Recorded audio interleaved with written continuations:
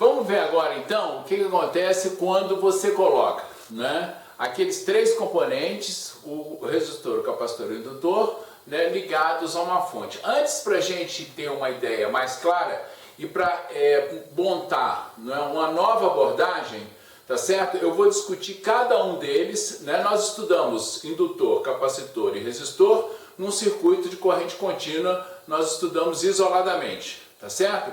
Nós agora vamos pegar e estudar isoladamente, né, o indutor, o capacitor e o resistor, né, em circuitos de corrente alternada. Então vamos lá. Então agora o tópico, né, que nós vamos tratar é de circuitos de corrente alternada. Tá?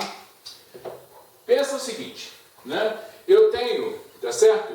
Eu tenho uma fonte, né, antes de falar isso, agora eu tenho uma fonte, tá, a tomada, né, da sua casa, e eu liguei agora a essa fonte, né, um elemento qualquer.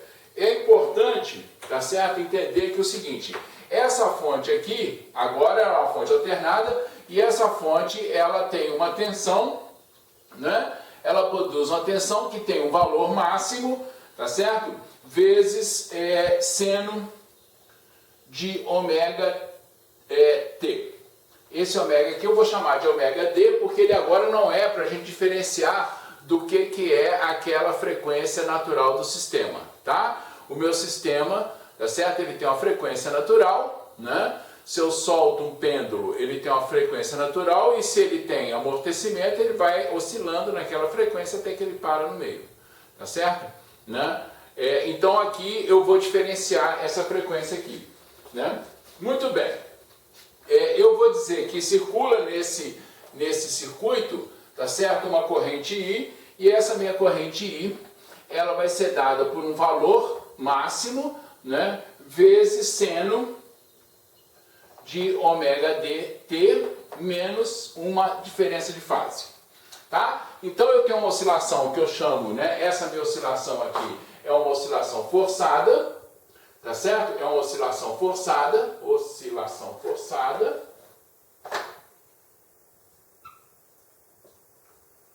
porque ela não é, a frequência não é necessariamente igual à frequência natural do meu sistema, tá? Muito bem, ela também não é igual àquela ômega linha que a gente viu quando viu o circuito RLC sem fonte externa. Então vamos ver primeiro o que acontece quando eu tenho, né, um circuito que eu vou chamar de resistivo. Eu tenho aqui um circuito resistivo, ou seja, eu vou ligar essa minha fonte num resistor. Então eu tenho a minha fonte aqui, eu tenho um resistor aqui, eu tenho a corrente passando aqui. Ó, deixa eu chamar a atenção de vocês, né? Você vai olhar aqui e falar assim, mas você botou a corrente desse jeito aqui, essa corrente agora é uma corrente alternada, ela é uma função, não é, do tempo, tá certo? Essa minha tensão aqui, tá? A minha tensão é uma função desse jeito aqui, né? Ela varia com o tempo, tá certo? Então, como é que você está botando essa corrente nesse sentido aqui? Tá? Isso é só uma representação, tá certo?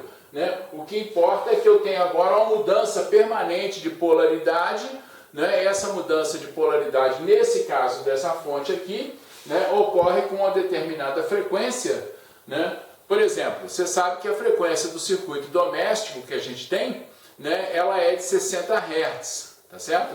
E essa frequência de 60 Hz quer dizer que esse sistema muda de polaridade 120 vezes por segundo, né? Então assim, fica claro isso, tá? Que esse sistema tem uma frequência. Isso aqui é uma mera representação, essa corrente está oscilando o tempo todo. Se eu coloco, né, aqui, eu posso dizer que a minha corrente R, como o meu resistor, né, esse meu resistor não gera, tá certo? Ele não absorve energia, né, ele só dissipa energia, tá certo? Eu posso dizer que isso aqui, usando a nossa lei de Ohm, a gente sabe que isso aqui então vai ser E sobre R, né? Que vai ser, então eu posso escrever, tá certo? Que é aquele valor seno de ômega dt, tá? Dividido por R. Esse é o valor da corrente, né? tá certo? Esse é o valor da corrente que atua no circuito.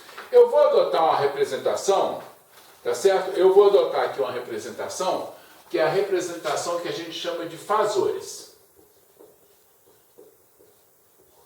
O que são os fasores? Os fasores, eles são uma representação geométrica que ela é extremamente útil, né, para a gente discutir um circuito elétrico, tá? Então, ela parte do seguinte sentido. Vamos imaginar, tá certo?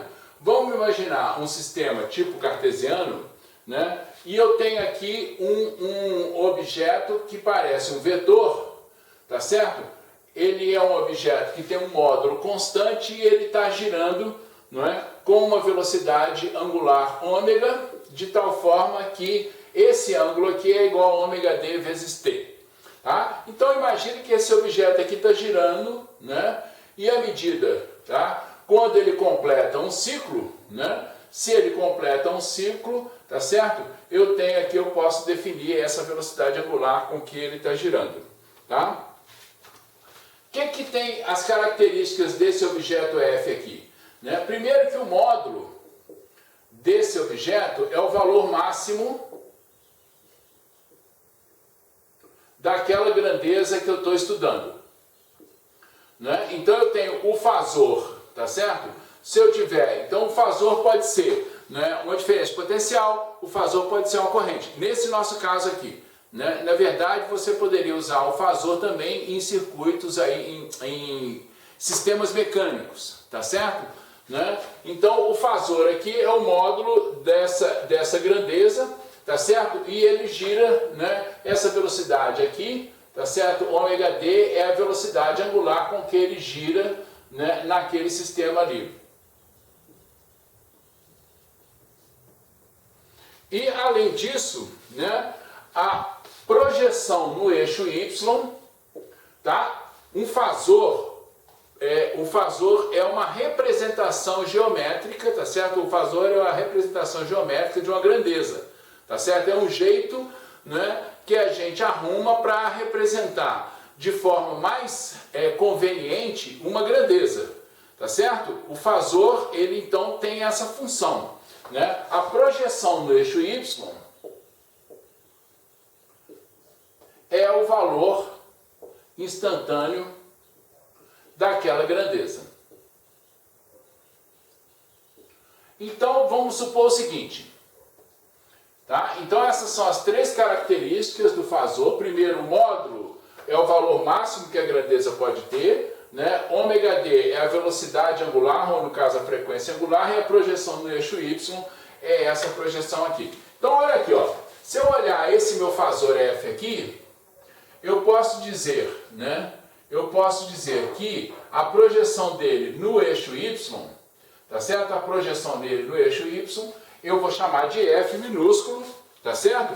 Eu vou chamar de esse F minúsculo aqui, e eu posso dizer que aquele meu F minúsculo, olha ali, ó, F minúsculo é igual a F seno, né, de ômega d vezes t. Tá? Quando ômega d é um ângulo, né? Ômega d é um ângulo, tá certo? Quando ômega d for igual a zero, né? Então olha aqui, ó, vamos olhar essa representação aqui, né? Quando ômega d é igual a zero, tá? Se ômega d é igual a zero, né? Nesse caso aqui, ó, aqui está o meu fasor F, tá vendo? Ó? Tá o meu fasor F aqui, tá? O módulo de F não muda. O que muda é a projeção no eixo vertical, tá certo? Então, nesse caso aqui, se ômega d é igual a zero, ômega dt, né, igual a zero, ômega d é um valor constante, né, para todos os efeitos aqui, né? O meu valor de F é igual a zero, tá? Quando eu tiver, né, uma situação em que o meu F agora está passando aqui, ó, tá? Esse caso aqui eu tenho agora ômega dt igual a π sobre 2, né? Se eu tenho essa situação aqui, o meu valor agora de F é igual ao valor máximo, tá certo? Desse fasor, né? Então, se eu vou girando isso aqui, o que vai acontecer? Como ele está girando com velocidade constante, tá certo? Como ele está girando com velocidade constante, eu tenho basicamente, não é? Essa função aqui f em relação ao tempo, né? Em relação ao tempo, isso aqui é quando o ângulo é π sobre 2, esse aqui, né, é 3π sobre 2, tá certo? Né? E esse aqui é o pico dessa função que tem o valor máximo ali da função que é f, tá? Então essa é uma representação bastante útil, né, que eu uso, tá? E eu vou usar ao longo, então, dessa situação aqui. Então vamos ver no circuito, como é que eu represento isso no circuito resistivo. Olha só, eu vou representar no circuito resistivo, eu vou fazer a seguinte, representação aqui, né? Eu vou pegar aqui e vou colocar, né? Imagina que eu coloco o meu fasor V, tá certo? O meu fasor V, eu normalmente vou representar, né, com uma letra maiúscula o valor máximo e com a letra minúscula o valor instantâneo, tá? Então aqui eu tenho o meu ômega dt, né? Esse aqui é o meu e esse aqui é a minha tensão num instante de tempo qualquer, né? Eu posso colocar aqui, tá? Eu posso colocar aqui a minha corrente, os fasores aqui, cada um tem a sua representação, né? Eu tenho o meu valor de I aqui, tá? Essa é a minha tensão IR, e se eu projetar aqui, eu tenho meu valor de IR, tá? Tensão e corrente, nesse caso, tensão e corrente estão em fase, né? Tá certo? Como o meu R, né, ele não altera a fase do sistema, tá certo? Se eu fizer a equação aqui, essa aqui sai direto da lei de Malhas, né? Só tem dois componentes, né? Então eu posso dizer que aquele meu valor Vzinho R é igual a VR seno de ômega dt, e o meu valor de IR é igual ao valor máximo de IR seno de ômega dt, tá? E essas duas, tá certo? E se eu olhar aqui, né, se eu fizer uma representação ao longo do tempo, tá? Se eu representar aqui, eu tenho aqui a minha tensão oscilando, tá? De um jeito, e a minha corrente oscilando, a minha corrente oscilando, tá certo? Do mesmo jeito aqui, ó. Tá? Então essa aqui é a corrente I e essa aqui é a tensão, né? E essas duas oscilações estão em fase, né? Elas têm a mesma frequência, tá certo? Logicamente a amplitude de uma e a amplitude da outra, né, dependem aqui, se relacionam com esse valor de R aqui, tá? Então tá. Então nós vimos aqui, quando a gente fez o circuito resistivo, né, nós introduzimos esse conceito de fasor, tá certo? Né? O conceito de fasor vai ser usado de agora em diante para discutir, né, um circuito puramente capacitivo, né, e um circuito puramente indutivo, tá? Vamos lá. Vamos ver então o que acontece se eu coloco agora uma fonte junto com o capacitor. Então agora nós vamos ver um circuito, tá certo? Um circuito capacitivo. Muito bem. Nesse circuito capacitivo eu tenho uma fonte de novo, né? E eu ligo essa fonte agora num capacitor, tá? Eu liguei essa fonte num capacitor, né? De novo, essa minha fonte aqui tem uma força eletromotriz que vai ser dada por EM seno de ômega dt. Essa aqui é a minha referência, né? Esse meu valor ali é o valor de referência, né? E eu posso escrever, tá certo? Eu posso escrever que a minha carga no capacitor, vai ser C vezes a tensão no capacitor. Lembrando, se eu estou usando uma minúscula, é o valor instantâneo, tá certo? E isso aqui pode ser escrito como sendo CV no capacitor, né, vezes seno de ômega d vezes T. Né? Essa tensão aqui é igual a essa tensão aqui. Então eu posso dizer que a carga aqui, não é, ela é dada, tá certo?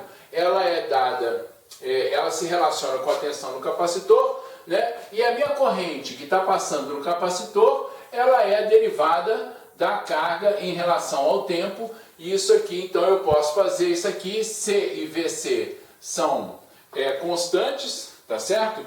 Eu posso ter isso aqui como sendo vezes, se eu derivar essa função aqui, eu tenho então isso aqui como sendo ômega d, né? Cosseno de ômega d vezes t. Muito bem.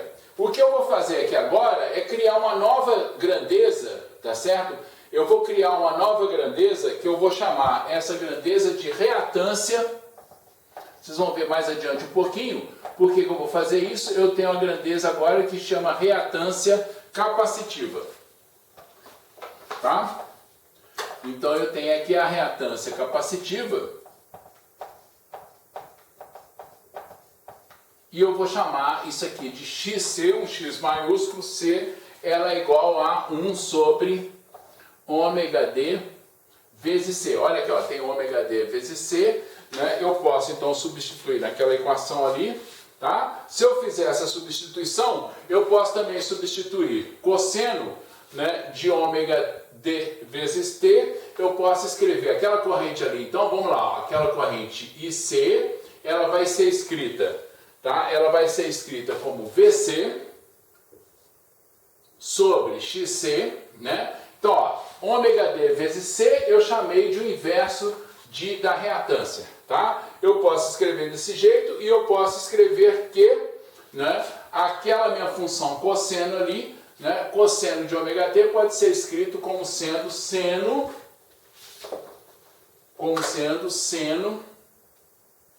de ômega d vezes t mais π sobre 2.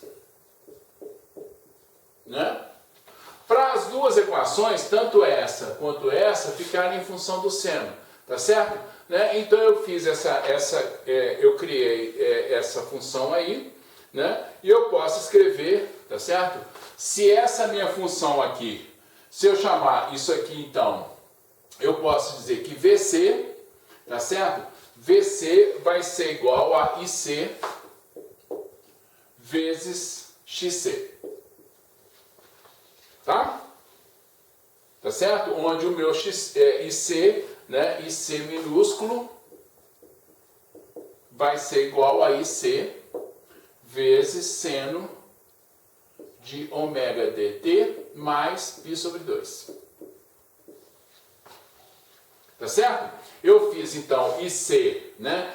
Por que eu estou fazendo isso? Tá certo? Presta atenção, eu estou criando, não é, uma representação, eu estou criando uma abordagem que me lembra muito a lei de Ohm. Lembra da lei de Ohm? A lei de Ohm é V igual a RI. Né? Esse V igual a uma coisa vezes I.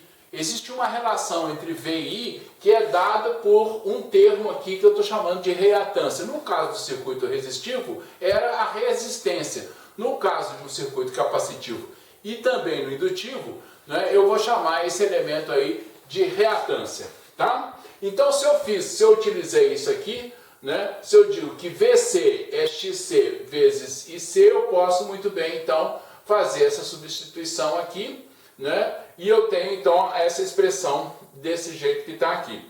Tá? Então, eu posso escrever isso aqui, né, e se eu lembrar que a minha corrente IC, eu tinha dito que ela era IC vezes seno, né, a minha resposta é uma resposta do tipo, né, seno de ômega d menos φ, eu posso dizer que a diferença de fase aqui é menos π dividido por 2.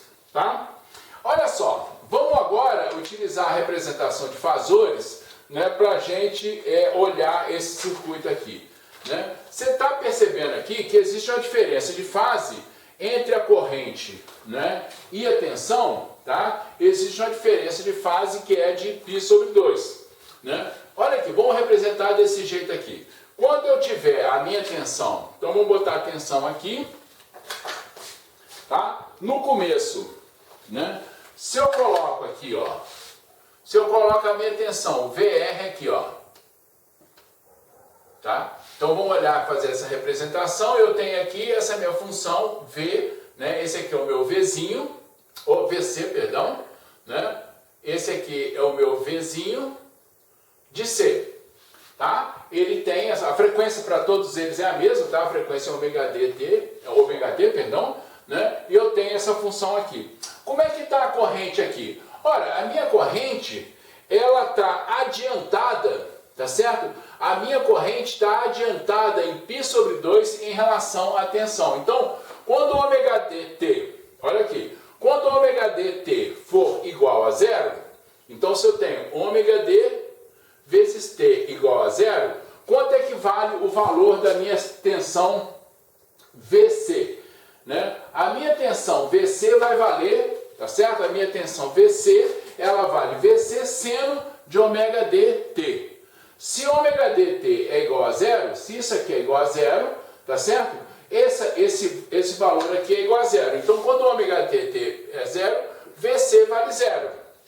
Quando o ômega dt é igual a zero, como é que vale a corrente aqui? A minha corrente aqui, olha só, se ômega dt é igual a zero, eu tenho seno de π sobre 2. Quanto que é o seno de π sobre 2? Seno de π sobre 2 é o valor máximo. Então, naquela minha representação de fazores, tá certo? Eu tenho aqui o meu fazor, né, nesse valor máximo aqui. Né? Então, o meu VC é zero, o V minúsculo, V instantâneo, tá certo? E o meu IC é igual ao valor máximo que tem ali. Né? Então, neste caso aqui, tá certo? Nesse caso aqui, eu digo que essa minha corrente aqui, ela está adiantada, esse é um termo que a gente usa na solução de circuitos, ela está adiantada em relação à tensão. Então, a minha corrente aqui, ó, ela vai ter, tá certo? Ela vai passar aqui, tá? Quando a tensão é zero, né? A minha corrente atinge o máximo, tá? E a corrente, então, vai fazer esse comportamento aqui. Então, esse aqui é o meu valor da corrente, não é, instantânea ao longo desse circuito aqui. E a diferença de fase aqui, tá certo? A diferença de fase aqui é π sobre 2. Tá certo?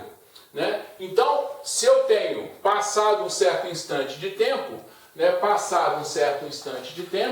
né, eu posso olhar o que está acontecendo aqui, né, se eu passar um certo instante de tempo e aquele meu fazor V estiver agora numa posição aqui, VC me dando um valor VC instantâneo aqui, né, a minha corrente, tá? A minha corrente vai ser, esses dois fazores vão estar andando junto, tá vendo? Ó? Esses dois fazores vão estar andando junto, né? Eles giram, tá certo? Eles estão girando junto, né? Eles vão girando juntos assim, por quê? Porque a frequência aqui, ó, a frequência aqui é a mesma, né? Esse ângulo é ômega tt e essa diferença de fase aqui, tá certo? É a diferença de fase entre esses dois fazores. Tá? Então, isso é o que acontece quando eu tenho um circuito capacitivo. Quando eu tenho um circuito capacitivo, existe uma diferença de π sobre 2 e a corrente está adiantada em relação ao potencial, né? A diferença de potencial entre os polos do meu capacitor. Tá? Vamos ver agora o que acontece quando eu tenho um indutor.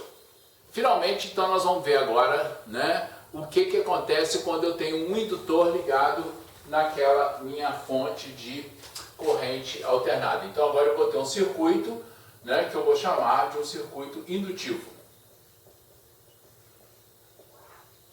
Muito bem, então eu tenho aqui, né, da mesma forma, eu tenho uma fonte, né, e eu liguei essa fonte agora num indutor, tá certo? Né? De novo, eu posso escrever o seguinte, eu posso escrever que a tensão no meu indutor, né, utilizando, tá, fazendo aquela mesma coisa, eu posso dizer que a minha tensão no indutor é igual a VL seno de ômega d vezes T, tá? Tensão aqui é igual a tensão aqui, né? Eu posso escrever e eu vou lembrar o seguinte, que a minha tensão VL, a tensão instantânea, ela é L vezes DI sobre DT, né? Então, se eu fizer essa integração aqui, tá certo? Eu posso escrever que DI sobre DT é igual, DI sobre DT vai ser igual a VL seno de ômega dt dividido por L. VL agora, tá? VL é o valor, né? É o valor máximo daquela função ali. Se eu faço essa integral aqui, então, eu tenho que o meu IL, tá? Fazendo a integral, o meu IL vai ser igual, então, a menos, tá? Fazendo a integral, eu tenho menos VL dividido por ômega d vezes L cosseno de ômega d vezes t. Tá? Fiz a integração aqui. De novo, eu vou criar uma outra grandeza que eu vou chamar de reatância indutiva. Eu tenho a minha reatância indutiva, que eu vou chamar de XL. Essa reatância indutiva, né, ela é definida como sendo ômega d vezes L, e eu posso também fazer a substituição menos cosseno de ômega dt, eu posso substituir por seno de ômega dt menos π sobre 2. Tá? Tá certo? Fazendo isso aqui, eu posso escrever, portanto, né, que a minha corrente IL, tá, vai ser VL sobre XL. Tá vendo aqui, ó? Eu posso escrever de novo, VL é igual a XL vezes IL. De novo, eu estou utilizando, não é, uma estrutura que me lembra a lei de Ohm. Assim, nossa, mas então esse jeito de resolver aqui facilita muito a resolução do circuito. Vocês vão ver que sim, tá certo? Né? Então, se eu tenho isso aqui, eu posso escrever, então, meu IL é VL sobre XL seno, não é, de ômega dt menos π sobre 2. Né?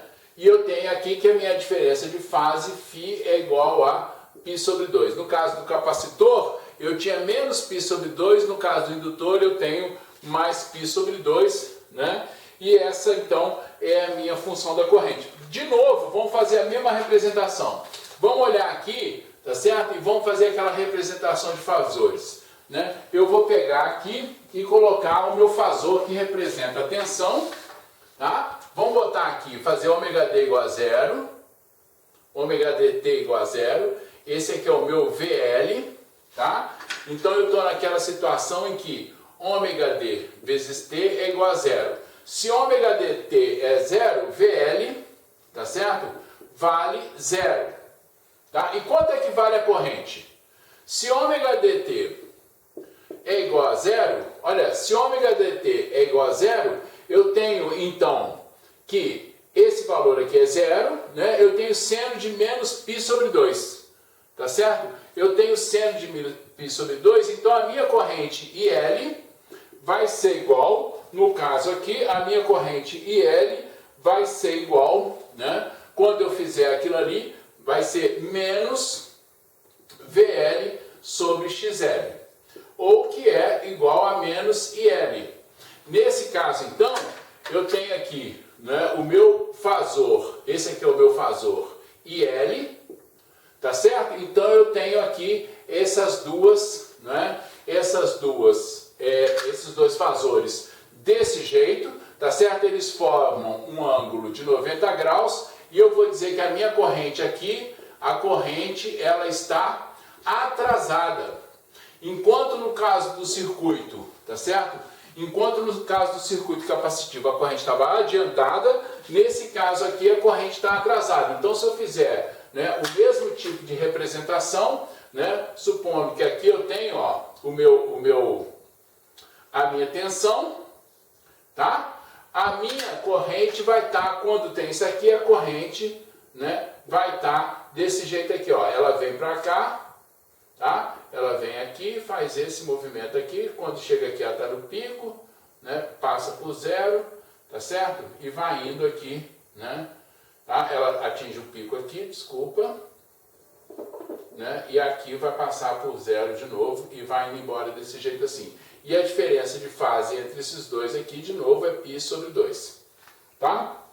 Então, eu tenho essa representação aqui, né? Se esses dois vetores estão girando, tá certo? Solidariamente, né? O meu vetor VL, o meu fasor, perdão, VL está aqui, o meu fasor IL aqui, esse aqui é o meu ângulo ômega dt, e o ângulo formado por eles é sempre positivo. Da mesma forma, os dois rodam solidariamente, tá?